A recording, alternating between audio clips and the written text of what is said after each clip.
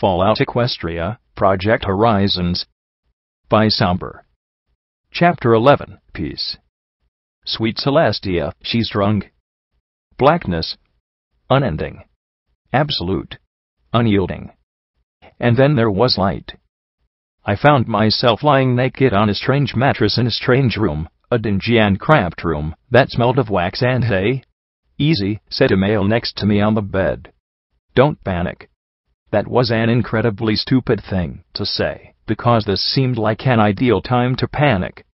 I opened my eyes, took in what looked like some sort of basement lit with a few candles, and dressed in the usual wasteland decor, and immediately kicked at the male sitting beside me. I still had my pip-buck, so I entered SATS, and cued 3 telekinetic bullets at the black unicorn.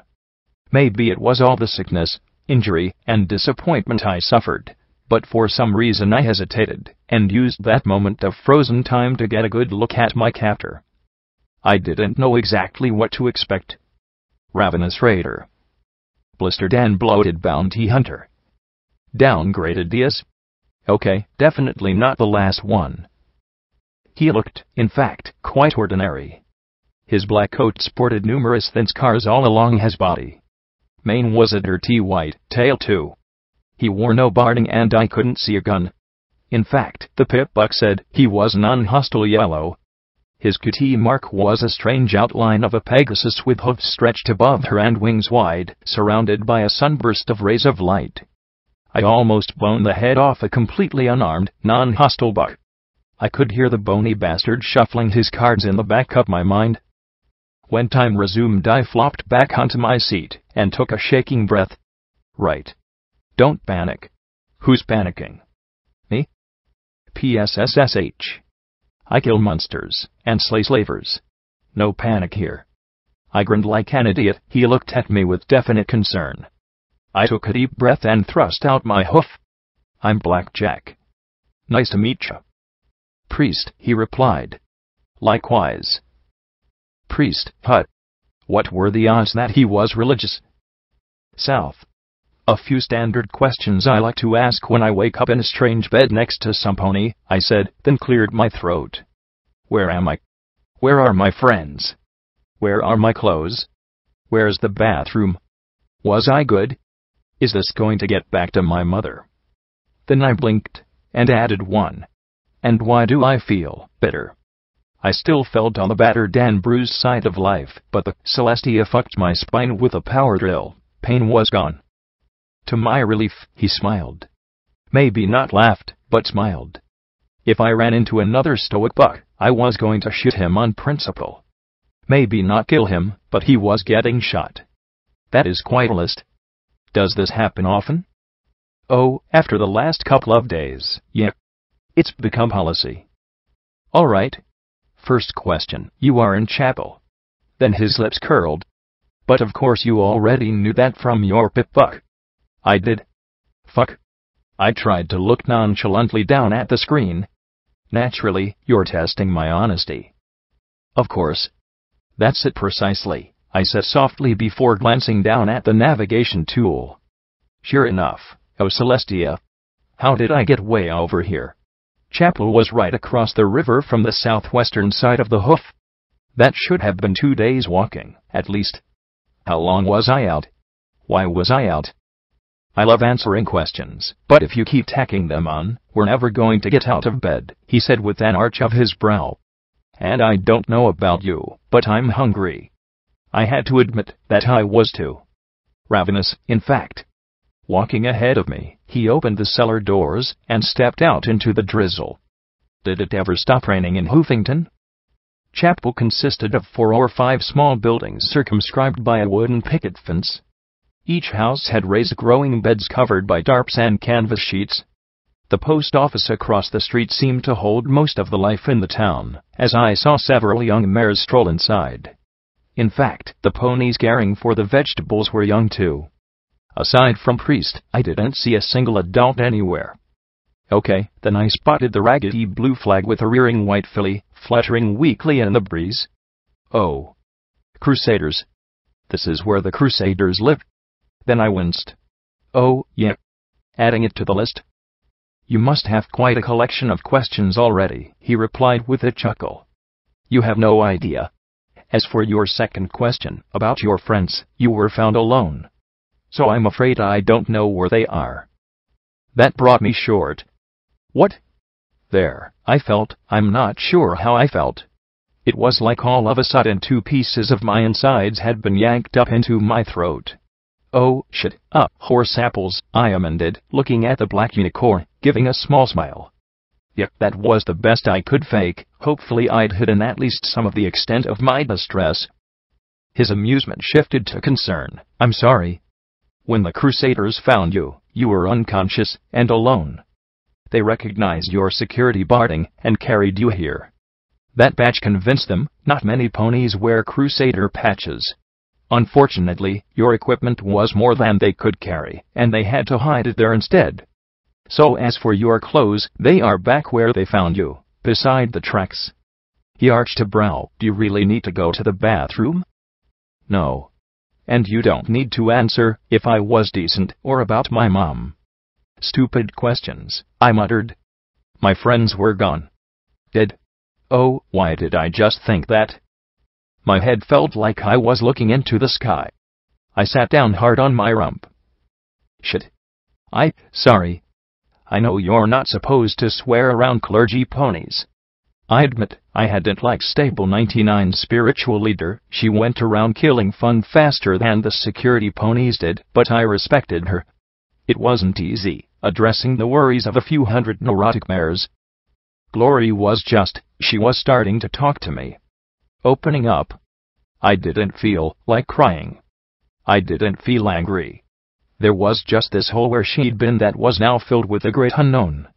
She told me about her teacher, and her ideas about what causes raiders. And there was more. Priest just gave an understanding smile as he waited. NP21. I called him insane. I said he was a murderer for setting up the execution of the mine boss. He'd been mad. Angry. I'd hurt him, and I don't think I apologized. And then there were Sakashi and her child. I've got to find them. I have to. What happened? I asked, as I stood, looking at him.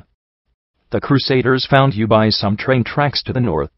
You were alone with your belongings scattered.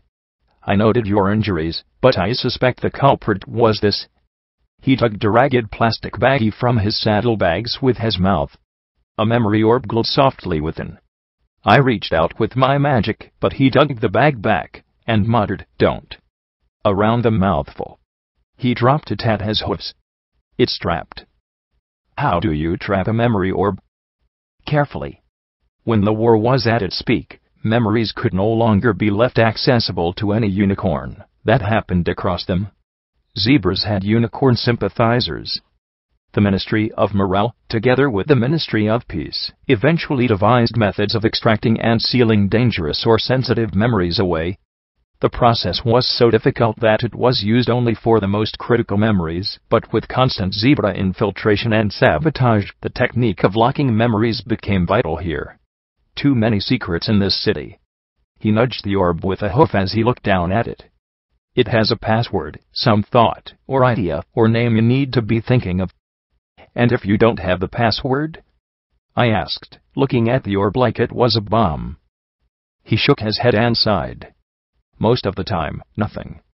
But if you try to force contact, it can render you unconscious. Place you in an endless nightmare. Even kill you. What the fuck? Kill me? Are you serious? How can a memory kill me? Your mind resides in your brain. Your brain keeps your heart beating. I've never encountered such an orb, but I've heard of them. Yeah. Okay. No more memories for me, I muttered, kicking the little bag away from me. Don't say that, he replied with a small frown, walking to it and returning it to me. He looked sad. Please, don't say that. Memories are more than experiences. They're lessons. They teach us things that others have gone through. He cocked his head. Is there any sense in suffering through the past twice? Have you not learned something from an orb? I sighed and looked away. Would I have ever seen the stars with my own eyes? Those beautiful little gems in all that black. Would I know love if I'd never seen it breaking in another mare's heart? Or seen the courage and valor of ponies now long dead? I guess.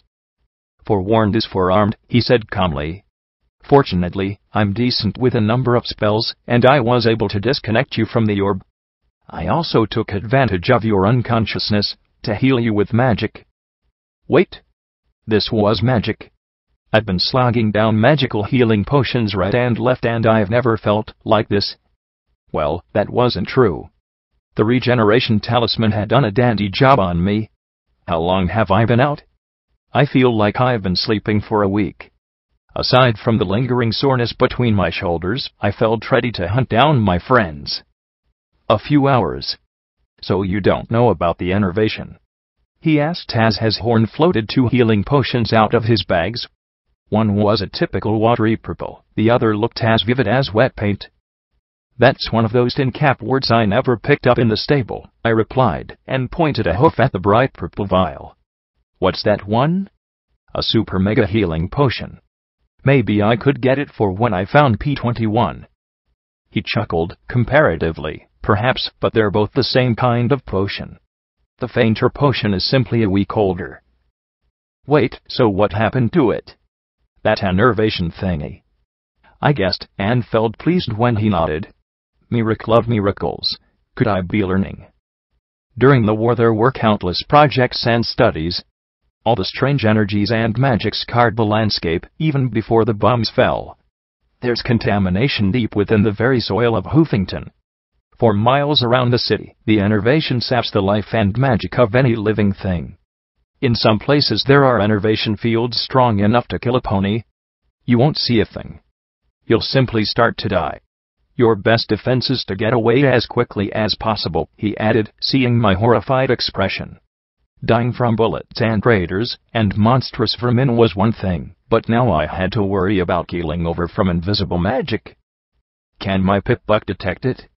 Is there an enervation sensor on this thing? I said, as I waved it at him. No.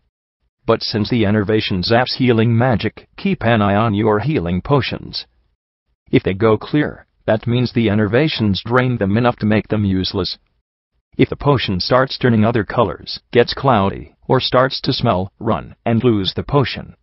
It'd only make you sick. And if you start bleeding from head to hoof, get away. Why does an e-pony actually live here? I asked, then glared at the towers of Hoofington. The blackened spires and scorched walls seemed to ask the same question. From the green light glowing from the depths of the city, it felt almost as if the broken towers had a special loathing of any pony within 100 miles. Why do you think life is so tough and desperate here?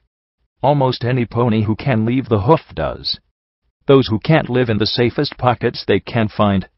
But there are also great opportunities to be had here. Weapons and armor. Lost technology. Mineral wealth. Secrets. Things worth risking lives for, apparently. Some ponies come thinking they'll strike it big. Then they get a cut on the hoof, an infection, and wonder why their healing potions no longer work. The strong prey on the weak, and the land dies a little more each day. He bowed his head solemnly. Celestia protects. Luna defends. Do they? I didn't see it. I never saw it. In 99, Hymnal usually went on and on about how Celestia had appointed the Overmare, how we should have faith in the Overmare. That questioning the Overmare was like questioning the divine princesses themselves. I'd seen exactly what came of that kind of blind loyalty. It's just, ugh. I hate discovering one bad thing after the next. First it was raider disease. Then magical radiation poisoning. Now it's trapped memory orbs and invisible zones of death. Hoofington needs an instruction guide for idiots like me, with big print and bright colorful pictures. I stomped my hooves hard, and then noticed his smile. What? Why didn't I have this a week ago? I muttered, as I lay on a mattress on the floor of the post office. In front of me was an open copy of The Wasteland Survival Guide, Hoofington edition. Dangers of scavenging. What's that beeping noise? Robots and you. The who's who of the hoof. Information that would have come in so handy over the last few days lay right before my eyes. This should be stapled outside every stable for any hornhead that goes racing out into the wasteland. While I did want to track down P-21, Glory and Seikashi, Priest had pointed out that my friends knew I was coming in this direction. Chapel being the only community near the rail line, it was a good bet that they'd come here if they could. If we were all wandering around looking for each other, we might never find one another. As I'd read the book, I told him what I could. He'd proven a wonderful listener and conversationalist, as I'd outlined the last few days to him. An inner voice, sounding very much like P-21, muttered that he was probably a full-fundling cannibal who sacrificed ponies to his idols of Celestia and Luna. It seemed impossible that the wasteland would allow some pony nice to exist. The Crusaders had proven to be quite curious about me. Why was I lying beside the tracks? Was I a super mutant traitor bandit wasteland walker who could shoot death beams from my glowing eyes? Where was I from? Sugar apple bombs or sugar carrot cakes? Which side was I on? Dolls or colts and rubbers? Did I lose my mama too? More than 20 foals were at the post office, which had been made part rec room and part hotel. Toys scavenged or manufactured by the young ponies lay everywhere. It was a bit of a trick not to slip and bust a leg. Would you have taken the time to read it? He asked with a chuckle. As I recall, you had the Horse of the Apocalypse after you at the time. I don't think I'd stop and grab a book with Deus Ex after me. I glanced at him curiously. Do you know about Deus? Most ponies know of Deus Ex Machina, Zebra Imperial speak for God of the Machine. And yes, he gave himself that name. He's been around the hoof. The black unicorn frowned a moment in consideration before continuing, for as long as I can remember. He's the Reaper's Reaper. The Raider God. Number 2 in the arena behind Big Daddy Reaper. I'd found the section about Big Daddy Reaper and the arena. The old photograph of the Hoofington Sports Arena dominated most of the article. Reapers, your best friend or else. You see that pony? Not the one foaming at the mouth, that's a raider. Not the one with the nice explosive colors, that's a slaver. Not the one taking all your stuff, that's a bandit. No, that pony. The pony, so badass over the top amazing looking that you are sure he's going to kill you with a glare. That's a reaper. Reapers have been in Hoofington since before there was a wasteland. The stadium was home to the Hoofington Reapers, and that's where Big Daddy took the name from. What kind of ponies are Reapers? Well, before the bombs, the Hoofington Reapers hoofball team claimed the records for most consecutive injuries, fouls, and penalties in the EHL, and they were proud of it. That's not to say Reapers kill every pony on sight, but they are very good at it. The only ways to become a Reaper are to kill a Reaper in one-on-one combat, or to win against dozens of wannabes at a tryout, so whatever Reaper you're meeting is probably more badass, and the Reaper they replaced.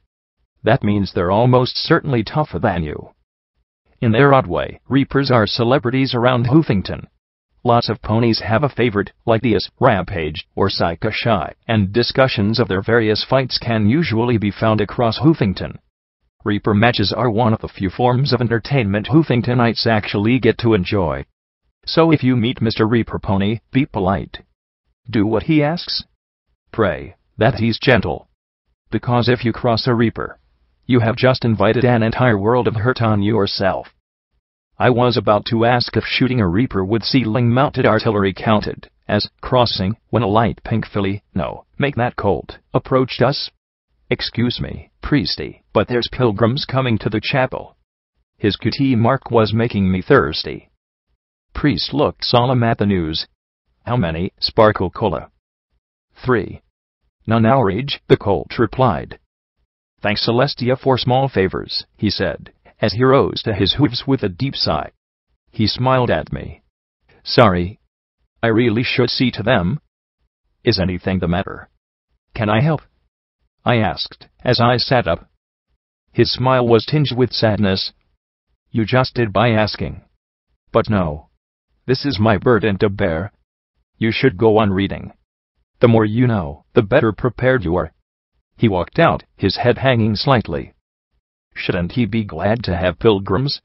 I mean, that's a good thing, right? I asked Sparkle Cola, but the colt with the poofy soda brown mane gave me the stable ponies ask stupid questions look, and returned to his friends. I sighed, looking down at the book. Quickly, I started to flip through the wrinkled pages, trying to find, there it was. Chapel, a small community located on the Philadelphia Turnpike, outside the core. Noted as a place for troubled ponies to find peace. Home of Hoofington's Crusaders, see page 56. I flipped to the cover, looking at the author's name, below the pony skull picture. Thanks ditsy-do, I muttered sourly, then blinked. On the wall was a faded poster, intact only because of the glass pane covering it. A gray mare with a yellow, wall-eyed expression goggled at me with a stack of envelopes in her mouth. The caption beneath read, "Sign up with the Equestrian Mail Service, ditsy-do needs your help." I couldn't help but find the Pegasus with doubles on her butt as incredibly cute. It had to be a coincidence. Ponies didn't live for 2 centuries in the wasteland. Not without becoming monsters. It was impossible. I opened the book again, and started looking through the early pages. There was a short section near the front on other famous wasteland locations, with a few paragraphs of text for each entry, and the advice to get an un-Hoofington edition copy of the guide if you were planning to leave the city. Most of it I skimmed over, but the entry for Canterlot caught my eye. Once the capital of Equestria, Canterlot, and the surrounding area should now be avoided by every pony who isn't a Canterlot Ghoul, and doesn't have a really good reason to be there. The city wasn't hit by any bale fire.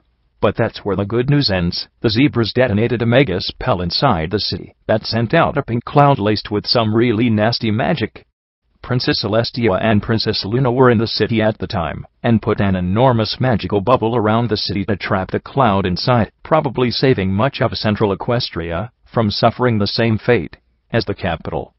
Sadly, and I'm sorry if you've just left a stable and haven't learned this yet, the pink cloud trapped and still building inside the bubble was enough to kill even them. While many of us believe that Celestia and Luna live on in another form, their bodies died with Canterlot. The ruins of the city are still filled with the cloud to this day, as is the area under the city that was drenched by cloud-infused water when the bubble failed, and both are filled with feral Canterlot Ghouls. If you've never fought a Canterlot Ghoul before, try to keep it that way. They're extremely hard to kill and very dangerous. If you really must visit the city, I'm afraid that, though the general guide includes more information you need, there's no edition of the guide specifically for the area. The ruins are still mostly unexplored. My advice to you is to find a non-feral Canterlot Ghoul guide, but that's not likely to be easy. I leaned back. I hadn't really expected the princesses to be alive. Of course, if they had been, they'd have been doing something. Helping ponies. If they'd been alive, how could they have allowed the wasteland to exist? On the other hoof, though, it was hard to wrap my head around them really being killed. I'd never been really into history or religion in 99, but still, they were goddesses. Of course, their physical deaths hadn't stopped people. Like priest, I sat there for a few moments, staring into space. Eventually, though, I sat forward and started flipping through the book again. What had happened 2 centuries ago didn't really matter much now, I supposed, and however dead the princesses really were, they certainly didn't seem to be able to help the wasteland in any noticeable way. I turned back to the section on places to go, places to avoid. Megamart, been there.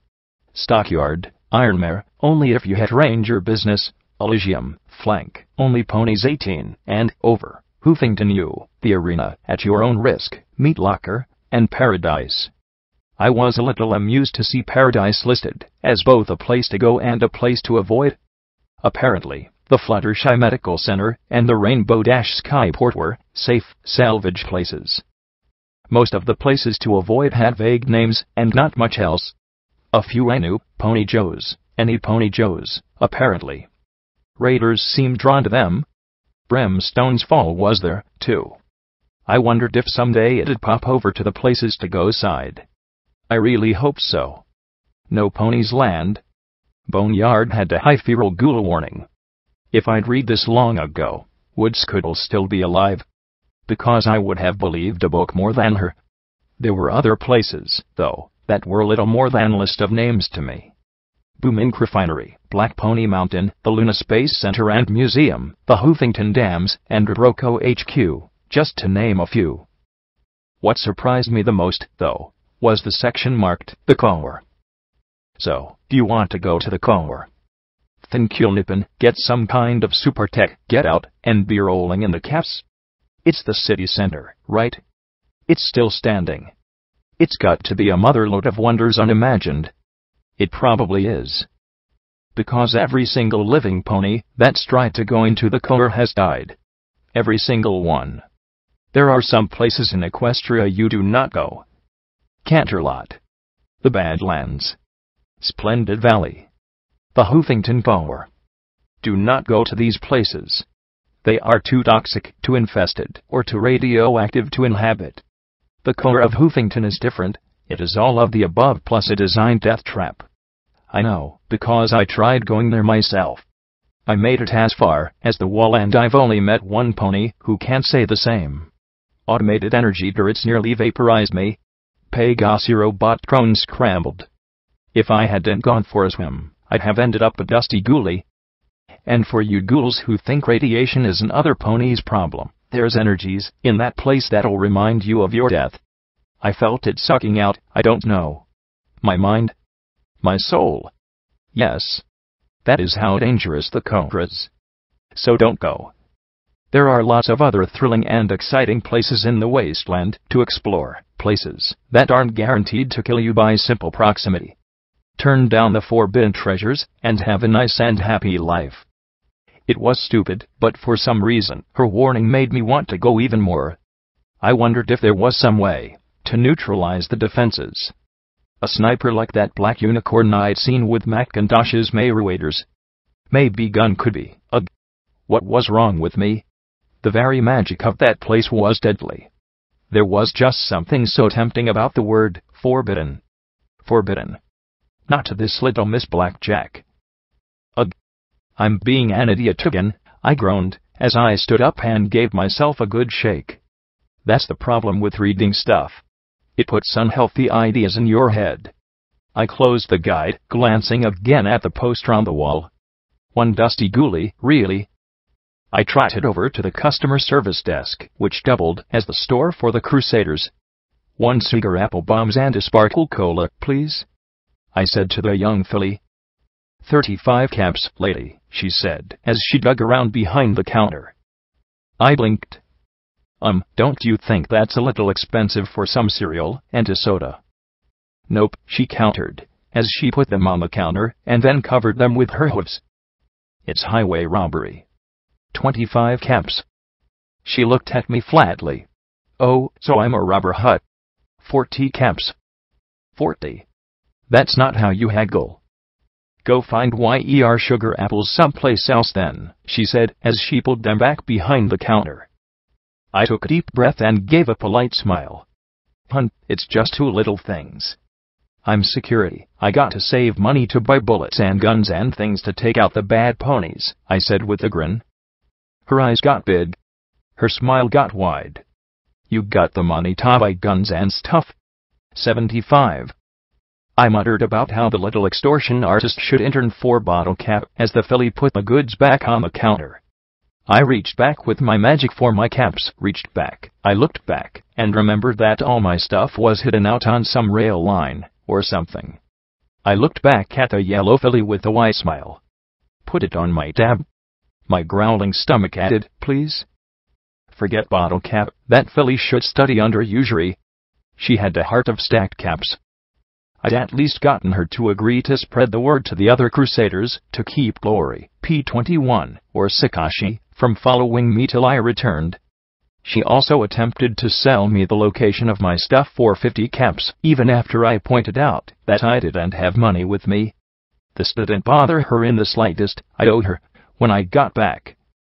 Of course, as soon as she told me, even though I had no idea where the shed she talked about was, there was instantly a little toggle on my pip-buck telling me where to go. With no roads, I figured I'd climb up a low hill and get the lay of the land. I also turned on DJ Pond 3. With some luck, I might hear something about my friends. DJ seemed to have a thing for heroines. I imaged he didn't get out much. Atop the hill to the north, I looked back through the still falling drizzle at the little community beside the turnpike. Just past the post office, along the road to Hoofington, I saw what had to be Chapel's Chapel. The building was set back behind a low ridge, so I couldn't make out more than the steeple and long roof. It didn't have quite the same level of neglect as the rest of the buildings. It actually looked as if some pony had painted it in the last decade. Play. Fucking stop, brain. I am sick of it. Still, I felt my pulse spike and my head throb. I had to take a few deep breaths as I looked over at the core of Hoofington. That Steel Ranger acolyte had called the city a fortress. Now I realized exactly what she meant. Hoofington hadn't just been the R&D heart of Equestria's war effort, it had also been, in many ways, the primary target. The city had been built to withstand any attack. Gray walls of concrete rose above the slithering moat of the Hoofington River. The towering buildings behind that wall had no windows facing out. They'd forsaken a view of the world outside in return for greater security. I couldn't imagine an uglier city. I honestly couldn't imagine any ponies actually wanting to live there. Hills rose to the south of Hoofington, but they were dwarfed by a massive, nearly sheer-sided piece of granite rising from the southern end of the core island, the Hoof. Atop the giant rock was another of those huge, tapering concrete towers, and from the cliffs stretched a wall of concrete half as tall as the miniature mountain. The great curved wall stretched across the mouth of a wide valley, to meet another, smaller tower built into the steep hillside on the other side of the valley, and from the base of the wall flowed the branch of the Hoofington River that flowed along the western shore of the core island. I could make out an immense erratically spotlit relief of a unicorn. No, it had wings too. It had to be an image of one of the princesses carved in the concrete. Given the pockmarks the dam had received, I couldn't guess which princess it was supposed to be. One of the Hoofington dams, I supposed, but my pip-buck apparently wasn't close enough to pluck its name out of the ether. The lights still glowed atop the dam, atop that curtain wall surrounding the core, and on the ugly pillar-like buildings. If you overlooked the green glow of radiation, and the cracks and leaning towers, you might almost imagine ponies still living in that damn city. I looked away. I wasn't getting any closer to my stuff by standing on this hill. It was getting dark, but with my eyes, that didn't mean much. I pretty much navigated by pip-buck anyway, keeping the little blinking icon straight ahead of me to the north. What I didn't expect was for my pip-buck to chirp with a new location marker. Beyond the dead trees and thorny gray bushes rose a single large square building. 4 round pillars were wrapped with desiccated vines, and even with my mutant night sight I couldn't make out the letters over the door. Fortunately, my pip-buck supplied the location, Hoofington Museum of Natural History. I had told the Crusaders I'd be going straight to my stuff and back, but honestly, walking alone in just my coat didn't sit well with me. Besides, I still had the 10,000 cap goal to attain. If there was something useful within, maybe I should see if I could find it. The front doors were reinforced, and from the scorch marks it looked as if some pony had tried to blast their way in. Well, so much for that idea. I picked my way around the corner, saw a clear path north past the building, and turned my mind back to retrieving my stuff. As I passed the next corner, though, I happened to glance at the back wall of the building. There was a concrete loading dock in the back, the remains of a wagon full of decaying boxes still sitting there partially unloaded, or loaded. I couldn't tell. Apart from that, rusty tin cans and scrap metal were all that remained on the concrete pad. And bones, of course. It wasn't the wasteland without bones. I walked up to the loading dock door, where another unicorn skeleton huddled against the metal. There was a tiny cardboard box in its hoof. I lifted it and gave it a shake, looking at the 2 slightly rusted bobby pins. I looked at the scratched-up lock. P21 had explained the procedure of picking a lock to me. He'd even demonstrated once or twice. I didn't have a screwdriver, but maybe magic would do. I smiled as I recalled his calm, serious voice. It's half feeling and half listening. You find the right angle, tap it against the pins just so, and twist. I'd gone through 5 of his bobby pins before he'd taken over and opened the medical box. Now I just had 2. Half feeling, half listening. I tapped and scraped, listening to the tiny ticks of the pins inside the lock. My horn glowed as I rotated the lock, then felt it jam. A moment later the bobby pin snapped in 2. I sighed, glaring at the lock. P21 made this look so easy. I realized more and more how much I depended on him. I needed my friends. I moved the pin into a slightly shallower angle, and instead of twisting all at once, I stopped the instant I felt the lock struggle. Twist the pin a little more, rotate, and I stared in amazement as the lock clicked. Hope for me after all, I said as I slipped inside. Though, given that I'm breaking and entering, or trespassing, I wonder if I'll have to bust myself, I muttered, and then I paused. In a glance back out across the dark lot at the weeds and sickly trees, I thought I saw something. Was it? No. That was crazy. I glanced through my EFS yellow bar. I slowly took a step forward, then another. My amber eyes pierced the darkness to make out a vaguely pony-shaped object. A horn, wings. No way, I whispered. Then, with a flash, it disappeared. I sat there for the longest time, just wondering what it was I'd seen, because I knew I couldn't have just seen Princess Luna. Could I? I thumped my temples and closed my eyes. No, it wasn't possible. They couldn't still be around, and if they were, they wouldn't be playing peekaboo with his security mare out for a midnight stroll. They'd be fixing things, I sighed, looking at where it had vanished. Just don't think about it, Blackjack. Suiting the action to the word, and putting it out of my mind, I slipped into the storeroom in the back of the museum. There were tons of boxes, but nothing that looked as if I could really count it as valuable. Though, I looked closer. Yes, bullet holes. What were bullet holes doing in a closed-up museum? I couldn't smell any cordite, so I guess these weren't recent additions. So what was with all the red bars on my EFS? One of the skeletons wore workers' coveralls. I carefully removed the bones and wiggled into the clothing. Pockets. Pockets were good. Guns would be better. Few things were better than guns. Oh. Healing potions. And sugar apple bombs.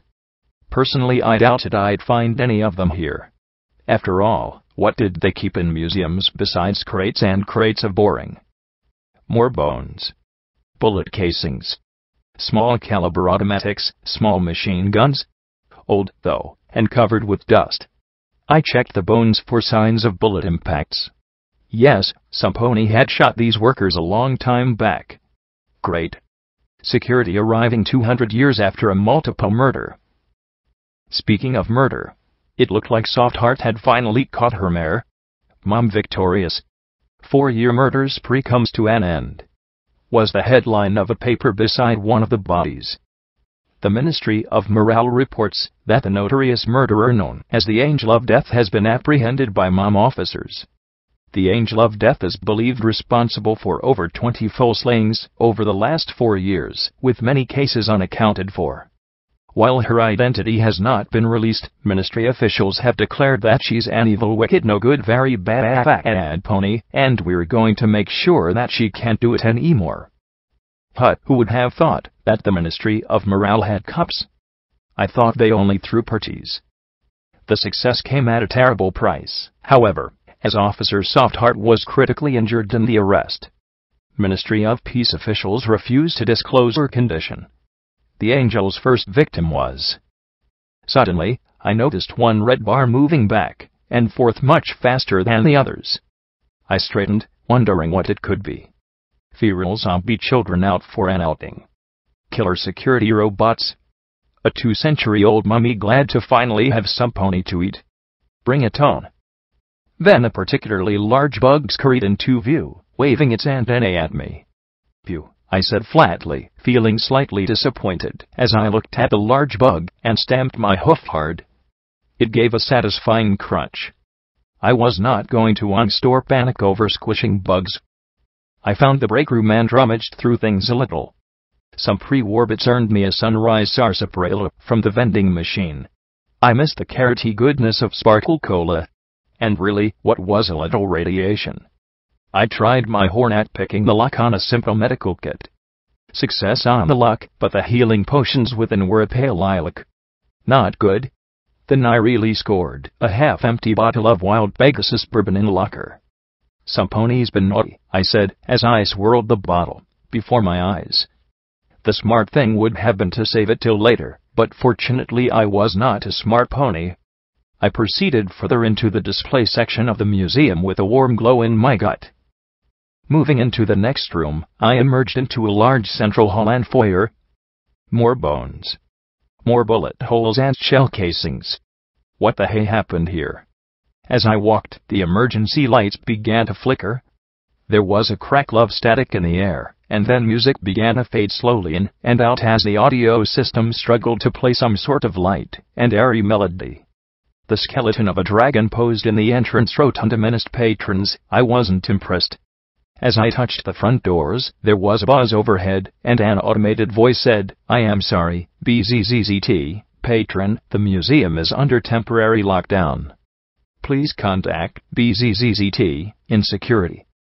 I am security, I said, as I looked at the open doors on the sides of the atrium, slightly put out that I hadn't yet found anything particularly useful or valuable.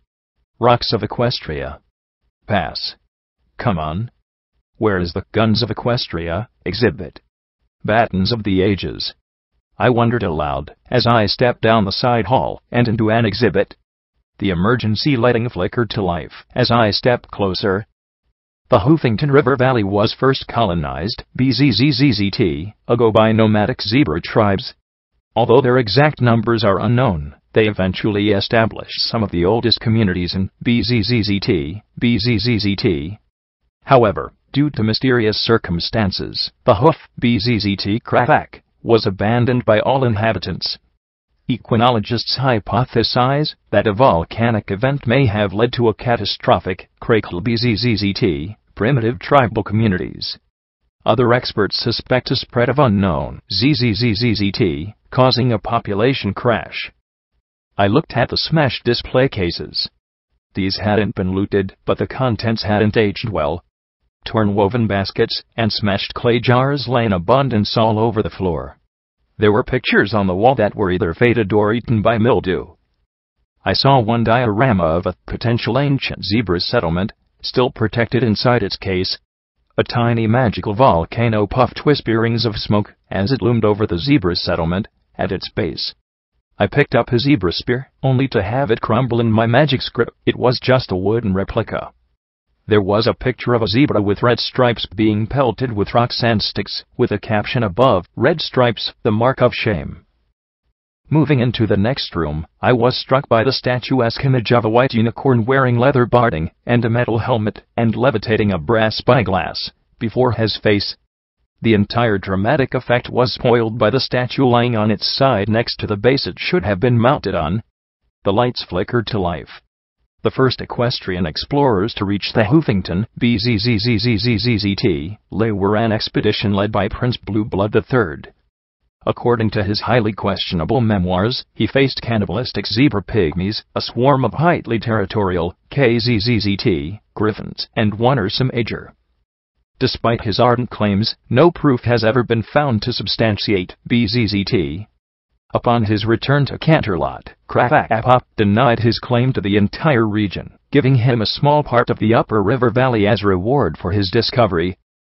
I didn't really listen to the playback. I had seen a sword, but not just any sword. A sword 20% cooler than any sword I could ever have imagined, a sword made of white silver metal and decorated with etched unicorns.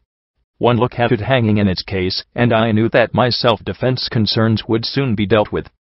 I hammered the case with my hooves. I levitated the heaviest thing I could manage, and smashed it over and over.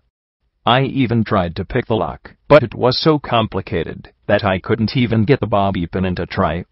Figures. There were 4 pictures that I found interesting. The display was titled, "How the Hoofington Volcano Destroyed the Zebra." The first showed a large volcano with a large zebra city at its base. The second showed half the mountain blowing out over the zebra city. The third had a large crater sitting at the base of the granite dome, the depression full of lava. The last showed the filled crater cooled, with the river flowing in two branches around it. Ash coated everything in sight. It looked like the wasteland. Stepping into the next room, I froze at the sight of the alicorn. She stared down at me in complete contempt, horn leveled to strike me down. Then, as the lights rose, my heartbeat slowed, as I saw it was just another statue. The tiny hamlet of Hoofington played a small role in Nightmare Moon's first appearance. Local lore suggests that, prior to making her challenge for supremacy over Equestria, Nightmare Moon was spotted many times, BZZZZZT.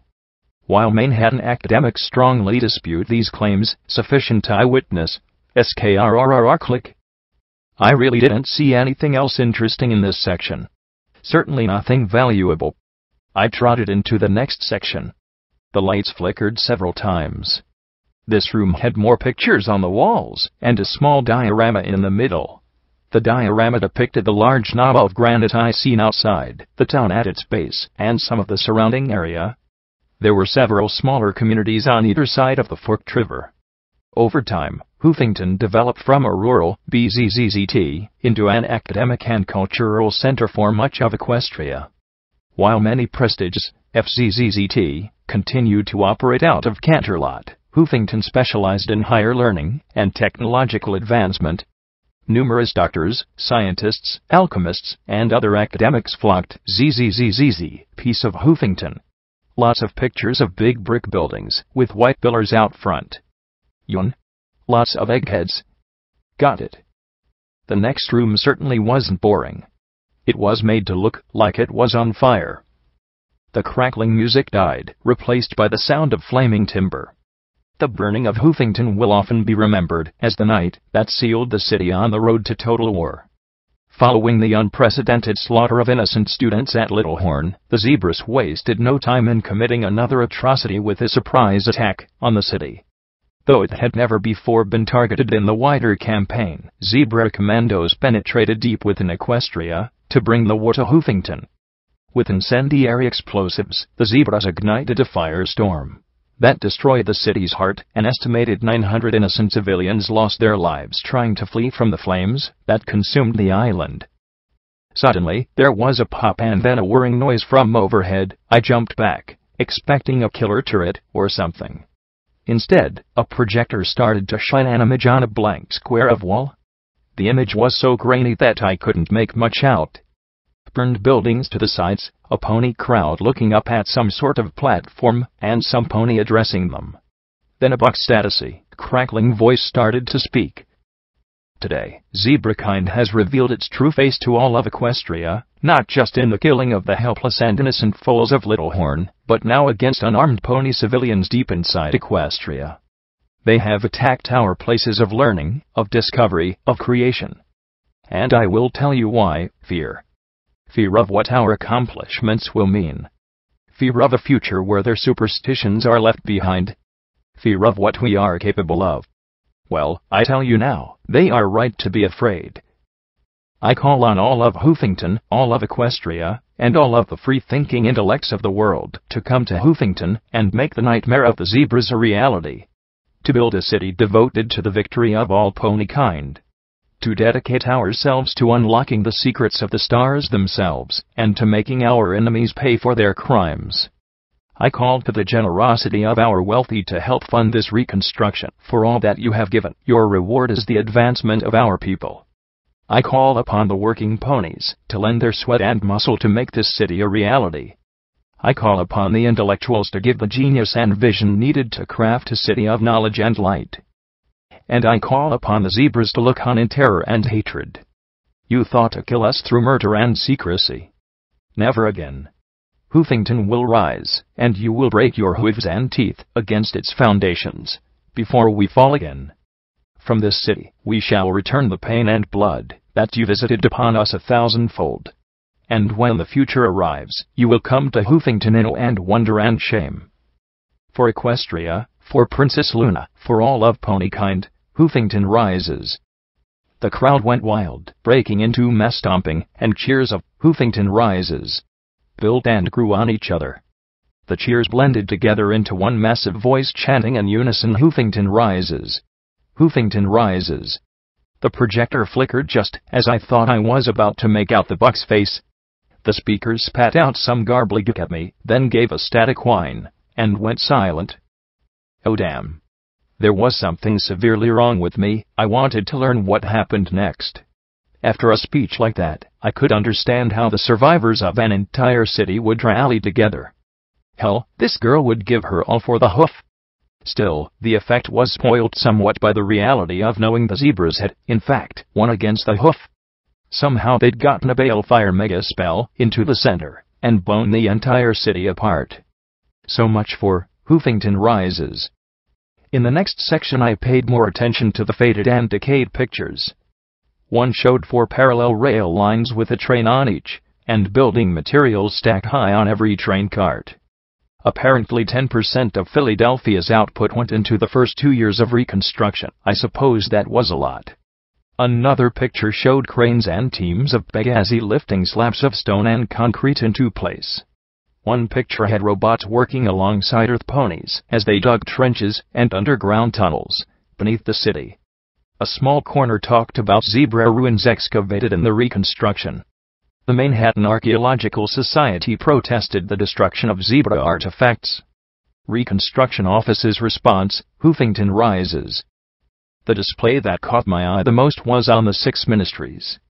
There was a large color picture that had browned with age, but I could make out 6 mares standing around a table, pointing at papers and designs, while dozens of ponies looked on in concern and anticipation. The speakers crackled and popped before saying, following the kingdom's commitment to the reconstruction effort, it was decided that each of the new ministries would have a BZZZT presence in the city to interact with each other and help coordinate their efforts to protect Equestria.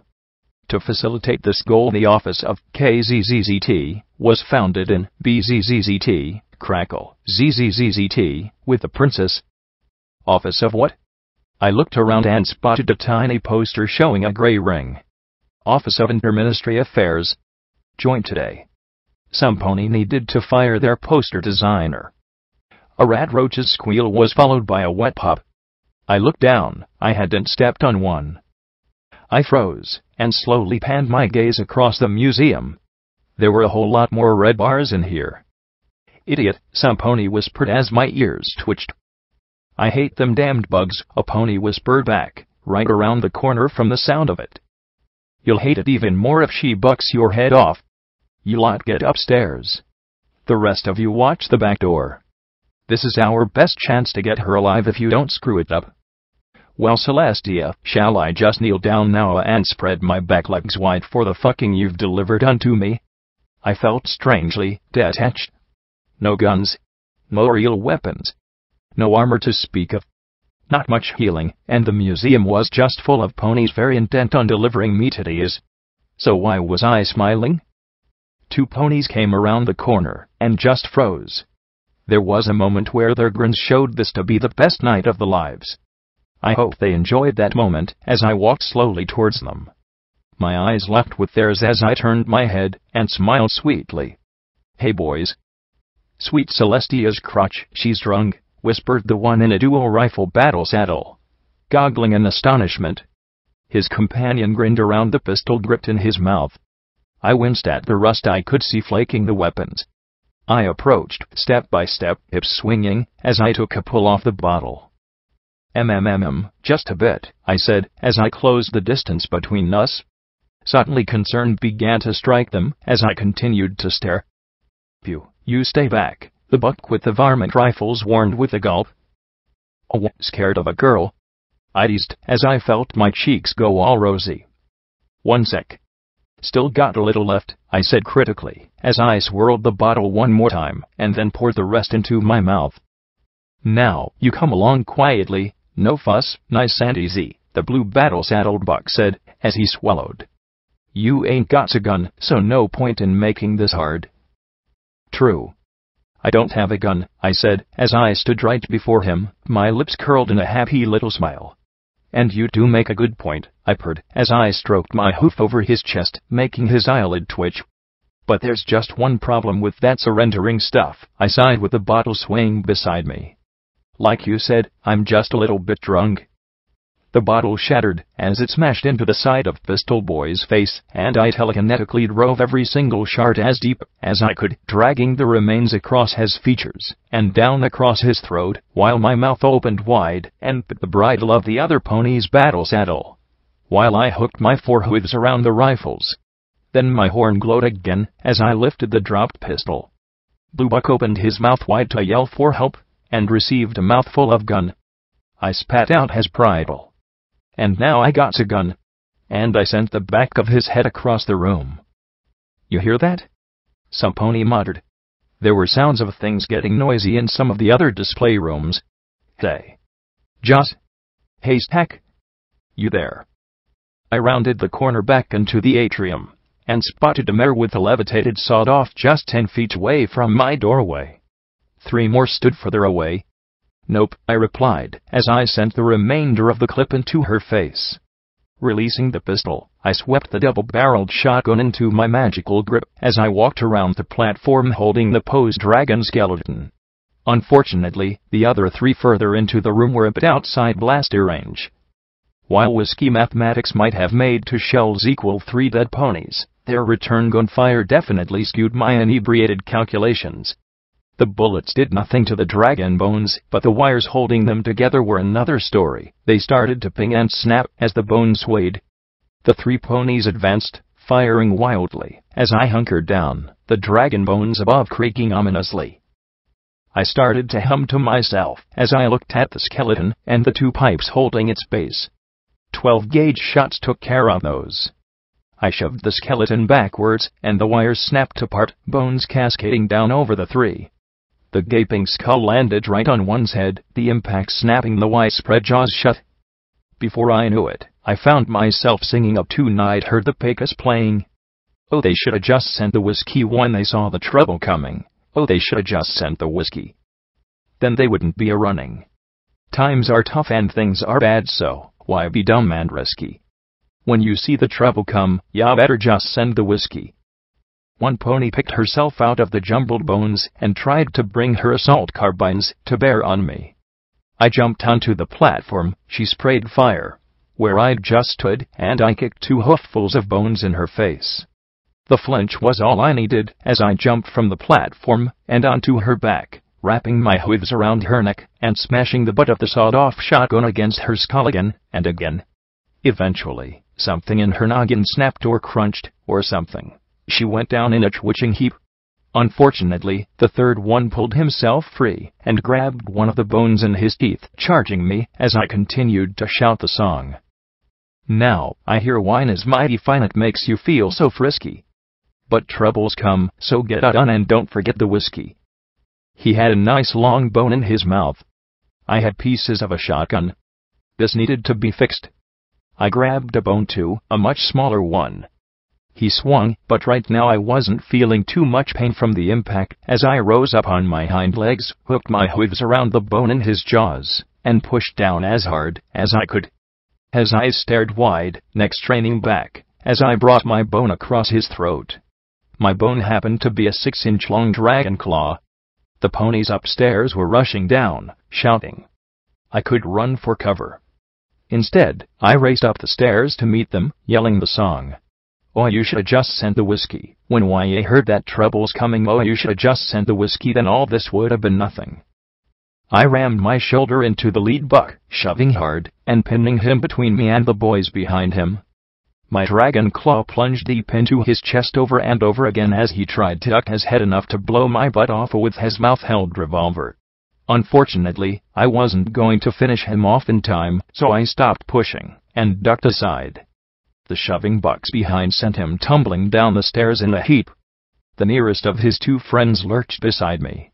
Our eyes met, and I was the one grinning as I ducked down underneath him. I see Hoofington, I see Prince. My dragon claw swept before me, sending a horrified shriek echoing into the air. I then heaved my body upward, flipping him over the railing and down into the mess of bones below.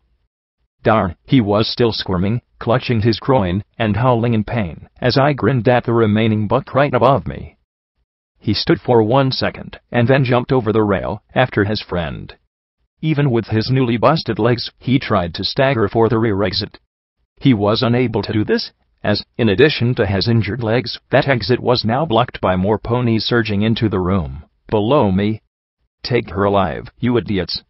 She's worth more alive. Some pony wasn't up on the plot. Now vodka grows from winter snows that make you cold and shivery. But that icy bite just don't feel right, so best send me a whiskey. Fearless leader calling for my capture looked up just in time to break my fall.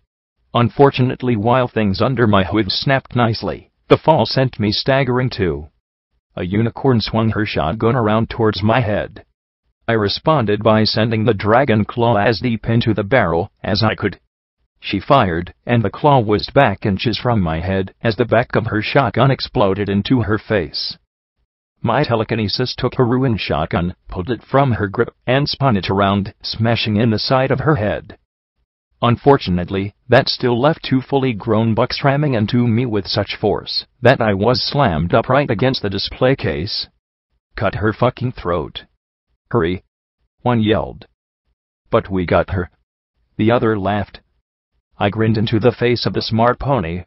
Then I looked at his friend with the nice knife that would have done wonders if he'd used it. My horn glowed, plucking the weapon deftly from its sheath and stabbing it into his neck over and over again.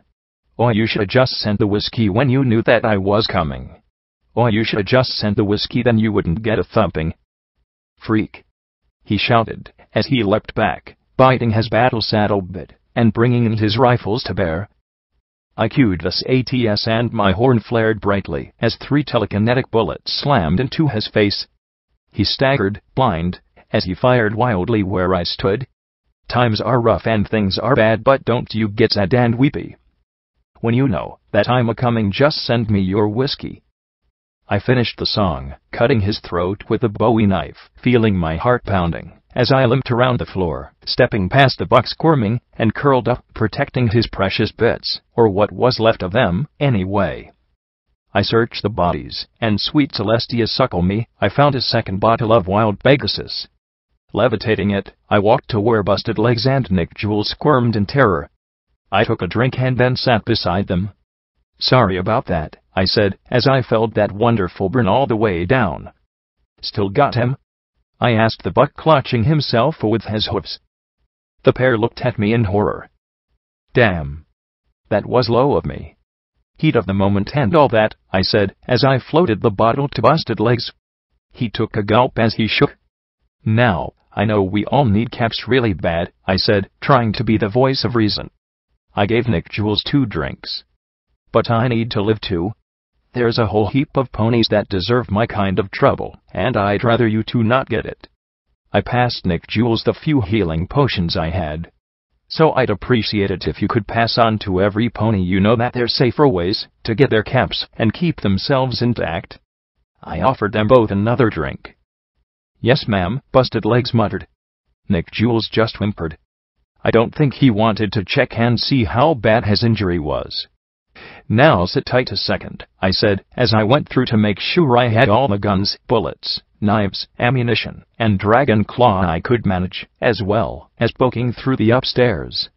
I found a holotape recording and a terminal, but the latter defied me and then locked me out.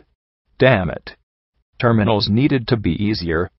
I did find a medical brace in the security office, and helped splint one of Busted Legs, and I gave another healing potion to the other male. Well, take care of yourselves, I said, rising with a groan. I hummed as I took what I salvaged from the bounty hunters and strolled on towards the exit. The whole world was swinging as I sung to myself and swayed in return. She's a fucking monster drunk, I heard Busted Legs say to the other. Shut the fuck up. Do you want her to come back? Sweet Celestia, kill me now. Give me a bullet, I groaned, as I sprawled on my face on the mattress. Having both successfully scavenged the looted museum and the unexpected attackers and retrieved my belongings, I should have been quite pleased with myself. However, I had returned to chapel in quite a state of amusing inebriation. The Crusaders, having discovered my alcoholic melodies the night before, now proceeded to take vicious advantage of my hangover by jabbering to each other at an ear-splitting level. 1 bullet, 3 caps, the filly behind the counter declared firmly. Otherwise use YER own. Priest, he might put you out of YER pain FER free, but I ain't running a charity here. That young lady was going to run the finders someday. Priest strolled over with an amused look on his face. Ah, the price we pay for the gift of Celestia's merriment. Heal me. Please heal me, I whimpered. I did, when you returned, singing, he replied with a soft chuckle. What you're feeling now is your body teaching you that too much alcohol is bad. My body fucking sucks, I groaned, curling up and clutching my throbbing skull. I disagree, he replied calmly, and I opened one eye to peek up at him. Did he just make a pass at me? Was that even allowed? Regardless, I'm glad you spared those two. Your mercy speaks better of you than your wrath. Priest, I think I gelded one of them, I muttered as I sat up. He looked at the counter and asked for a bottle of water. To my chagrin, she levitated it to him without once demanding payment. Her scowl to me told me to not expect the same treatment. Well, small mercy is better than no mercy, he said with a soft cough, before rising. I suggest getting some air outside as well. Take a walk in the rain. Clear your head. How are your pilgrims? I asked, looking up at him, trying to ignore the headache pounding on my skull. Evidently those telekinetic bullet spells packed a wallop to my noggin, which didn't help things much. I couldn't even levitate the bottle of water to my lips with my current focus. Leaving soon, he said softly, sadly. I guess he wanted more time with them. Sorry, I guess you don't get many out this way, I said, as I sat up, held the bottle with my hoofs, and look a drink. Water, no grass, no buzz, sure it kept you alive, but where was the great taste? On the contrary. I get all too many, it seems, he said cryptically before leaving the post office. Arg, more elusive bucks. Why can't they just say what's bugging them? Why is that so? Ow, I whimpered as my voice caught up with my hangover. Stupid hangover. Stupid brain. 10 caps for the water, the sales filly said sharply from behind the counter. What? You gave it to him? I pointed towards the door with my hoof. But you're drinking it. She took a deep breath. 10 caps, please. She yelled at the top of her shrill little lungs. That little sales filly was going to own the wasteland someday. Every single cap would be hers. It was just a matter of time. I hated to admit it, but the air did me some good. The rain tasted metallic on my lips. It was probably unhealthy, but it also helped soothe my throbbing brain. Clearly, museums and other places of learning were unhealthy to ponies like me. I trotted up the ridge towards the chapel, and then froze. That's a lot of headstones. Row upon row of marble knobs stuck out of the yellowed grass. I couldn't even begin to guess how many. Thousands. Tens of thousands. Row after row stretched back as far as the eye could see. I couldn't even guess where the graveyard ended, with all the long grass. This wasn't from the bomb. This was from 10 years of Hoofington being right in the zebra's crosshairs. I hesitated for a moment, then slowly walked across the field. A name. A race. A date. A QT mark engraving. The shortest of epitaphs on the small marble headstones: loving father, caring mother, best ambassador, surest friend. I'd never seen something like this before. Not the dead. I'd seen so many pony bones that it seemed like they just blended into the background. Only when a name was attached did I care. These dead were cared for. In stable 99, when you died, it was as if you simply never were. Death had been an annoyance because you were then obligated to breed and train your replacement. The dead were taken to the machines and recycled, along with all the byproducts of the stable. Recycled. Reprocessed. Mixed with vat-grown algae, yeast, and fungus, and made into chips. It wasn't cannibalism. There was nothing ponified about your meal. We didn't eat leg up duct tape. It was just the way things were. You lived in stable 99 till you didn't anymore, and didn't think about it. I read the epitaphs as I passed for as long as I could. Eventually, I think I'd rather have stared at the sky than imagine long past ponies as I walked through the soggy grass.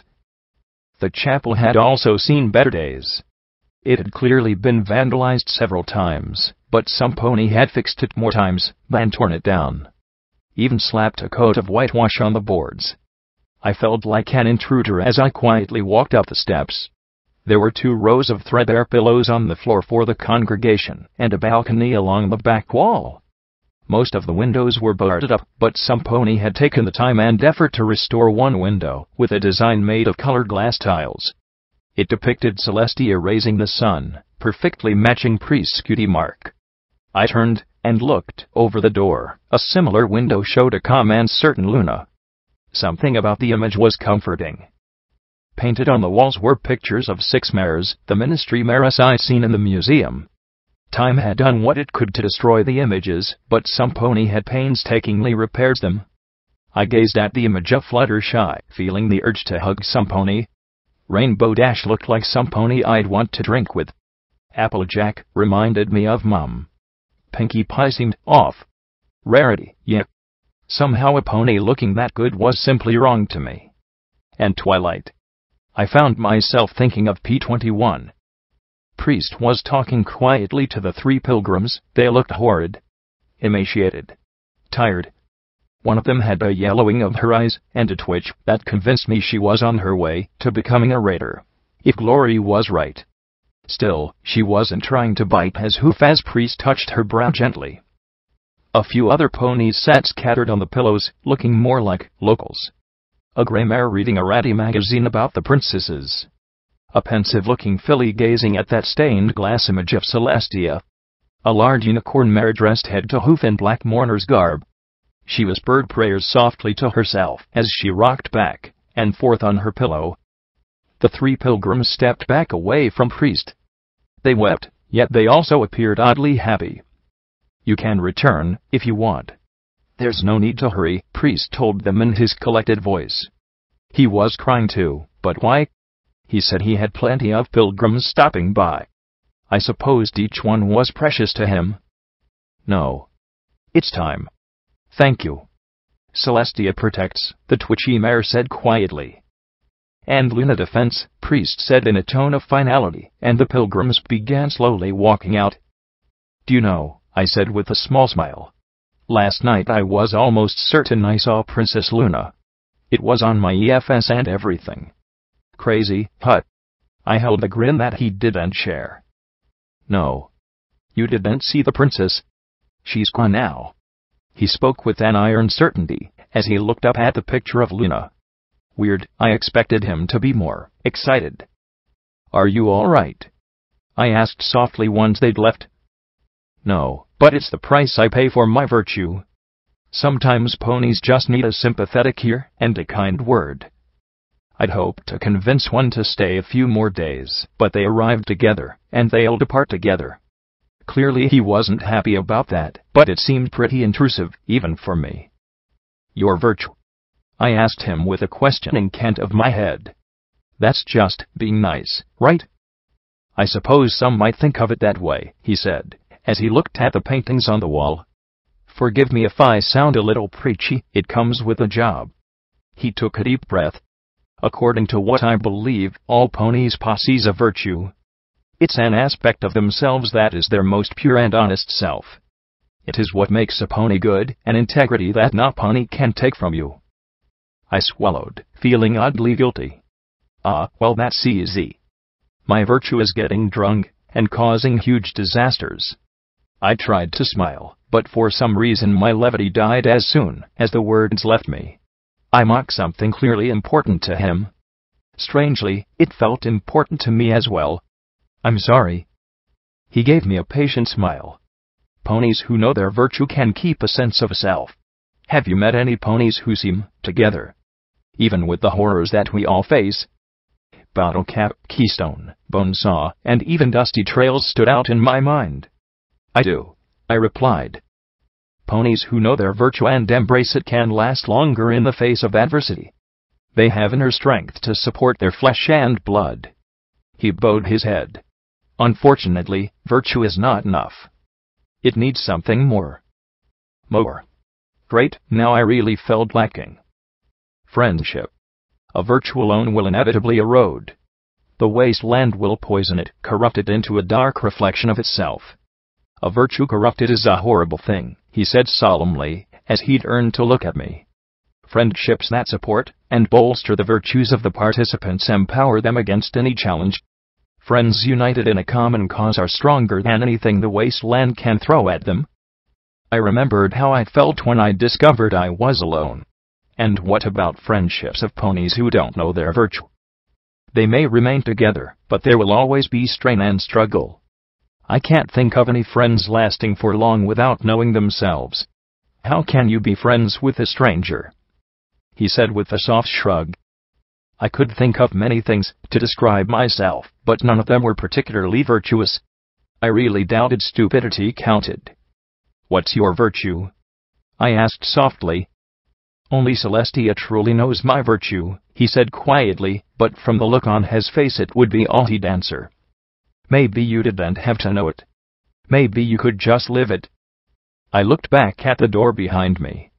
I hope your pilgrims will be safe on their trip home. They're not going home, he replied softly. They're continuing their pilgrimage. Now I frowned. You mean to other chapels? To Celestia. I stared at him a moment, my eyes widening, as they saw the sadness in his expression. How could you? I whispered, and then turned, and raced out the door. I looked up the road, hoping to see some sign of them. That I was wrong. Instead, I looked towards Hoofington. There they were, just starting across the bridge towards the city. Wait! I yelled, running as fast as I could towards the trio. My heart thumped in my chest as busted asphalt cracked up under my hoofs. My head be damned, I had to warn them. To stop them. Wait. Don't go that way. Stop. I screamed as my hooves clattered on the bridge. The twitchy filly with the yellowing eyes stopped to look back at me. The other two just kept walking. Please? Sweet Celestia, don't. I yelled. She was still smiling, as the red beams lanced out from the top of the wall and swept through their bodies. Red energy swirled, consuming every inch of her being, and turning it to ash. Celestia damn them, her smile was the last thing to disappear. Footnote, level up. Newberg added, tough-hide, level 2, the brutal experiences of the equestrian wasteland have toughened you. You gain +3 damage threshold for each level of this perk you take. Skill note, lockpicking, 25. Huge thanks to Cut for creating Heinz, for making it as awesome as possible, and to all my readers who leave lots of nummy feedback and comments.